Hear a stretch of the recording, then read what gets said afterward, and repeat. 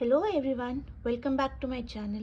In today's video, we will understand Mendel's experiment, the foundation of genetics.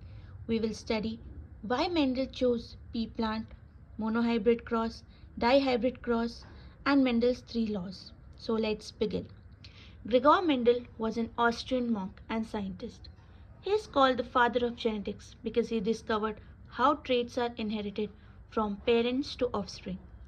Why Mendel chose pea plant? Because it has clear contrasting characters. It's naturally self-pollinating. Cross-pollination is easy and easy to cultivate and has a short life cycle. And it produces many seeds at one time. So these are the reasons Mendel chose pea plants. The scientific name of pea plant is Pisum sativum. You have to learn these because these can be asked in your exams. The 7 contrasting characters Mendel chose were the seed shape, round, wrinkled, seed color, yellow, green, flower color, purple, white, plant height, pod color, pod shape, and flower position. Let's understand monohybrid cross. We'll take example of tall plant and dwarf plant. ये हो गए हमारे parents. तो gametes बनते हैं capital T, small T. तो F1 generation क्या आ गई? Capital T and small T. This will be tall because यहाँ पर tall is dominant than dwarf. तो फिर जब हम आप F1 जनरेशन को सेल्फिंग करते हैं तो हमारे गैमेट्स बन गए capital T, small T, capital T, small T. तो इस पे जब हम पनेट स्क्वायर में डालते हैं तो हमारा फिनोटाइपिक रेशियो बनता है 3:1 एंड जीनोटाइपिक रेशियो बनता है 1:2:1. कैसे?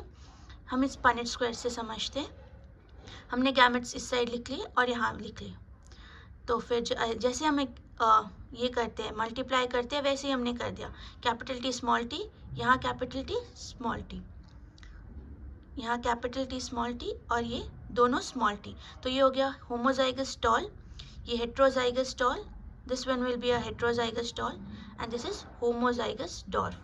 तो इसी वजह से जीनोटाइपिक रेशियो आ गया 1:2:1 एंड फिनोटाइपिक रेशियो बिकॉज यहाँ 3 टॉल है और एक डॉर्फ है इसलिए 3:1.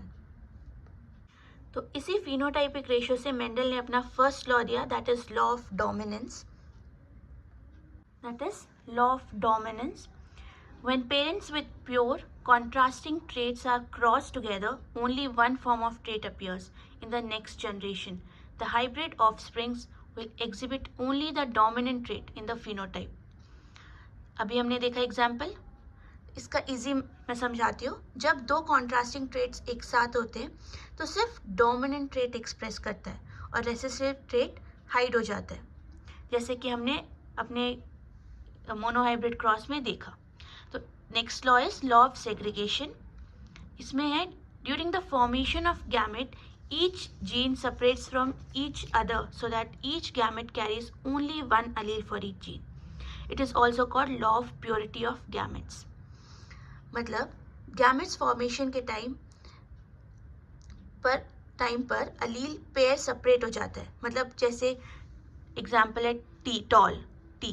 टी इज डोमिनेंट, यहाँ पर कैपिटल टी, तो गैमेट्स सेपरेट हो जाते हैं capital T and small T. यहीं पे स्मॉल टी, तो गैमेट्स सेपरेट होकर क्या बन गए? Small T and small T. अगर यहाँ पर होता capital T and small T तो गैमेट्स होते हैं capital T and small T. Okay, तो ये हो गया हमारा लॉ ऑफ सेग्रीगेशन. नेक्स्ट हम डाईहाइब्रिड क्रॉस पढ़ते हैं. तो डाईहाइब्रिड क्रॉस मतलब क्या? डाई मीन्स 2, तो यहाँ पर 2 कैरेक्टर्स का क्रॉस होगा. जैसे सीड शेप और कलर ले लेते हैं हम एग्जाम्पल में. तो पेरेंटल जनरेशन क्या हो गई? राउंड एंड येलो, ये डोमिनेंट है, और wrinkled and green that is recessive.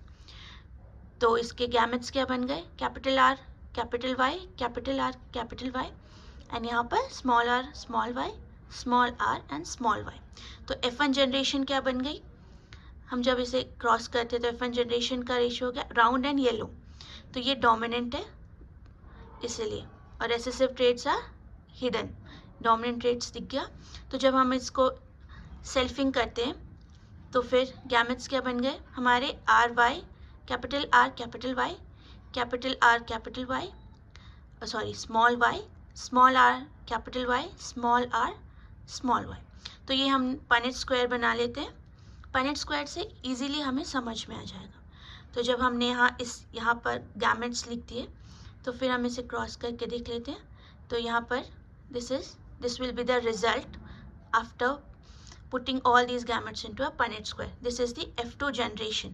तो जो phenotypic ratio होगा that will be 9:3:1 and genotypic ratio will be 1:2:1 2:4:2:1:2:1. I know it is very tongue twisting, but ये याद रखने की ज़रूरत नहीं है, ये आप इस Punnett square से देख कर भी लिख सकते हैं। तो phenotypic ratio is important, तो इसे थोड़ा सा ध्यान रखिएगा। ओके ये हमेशा एग्जाम्स में पूछा जाता है।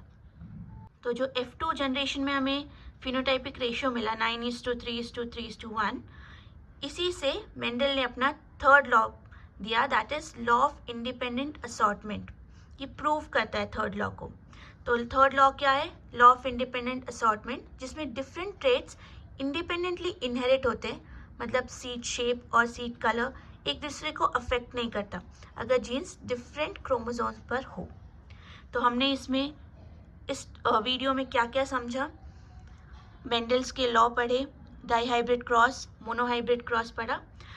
जो इम्पॉर्टेंट रेशियोज है जो आप याद रखिएगा वो है monohybrid phenotypic ratio that is 3:1 and genotypic ratio 1:2:1 और डाईहाइब्रिड का फिनोटाइपिक रेशियो 9:3:1। तो ये इम्पॉर्टेंट है, इसे थोड़ा याद रखिएगा, ध्यान रखिएगा। तो अगर आपको ऐसी ही बायोलॉजी वीडियोस चाहिए तो please do subscribe, like and comment. Thank you.